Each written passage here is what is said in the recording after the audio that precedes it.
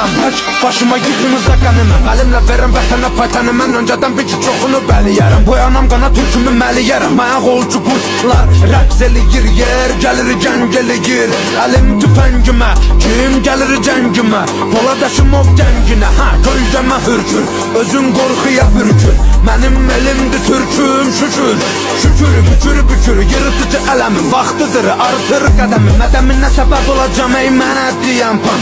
Mənim Mehmetciklərim hər biri xan. Məni qan, vətənin hər yarasına geci tezi var, alınacaqdır intiqam. Bağır durmamışıq, vurulur plan, ay qıvrılan ilan bil. Qartalım baxır inan, qan qoxusu gəlir güman ki sığmır bura qorxular. Bizdə bunlar çoxdular, can gələnlər yurda, qan edənlər burada.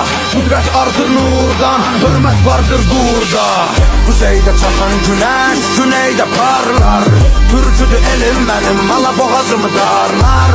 Yellənə durmadan ölüm minən tablar.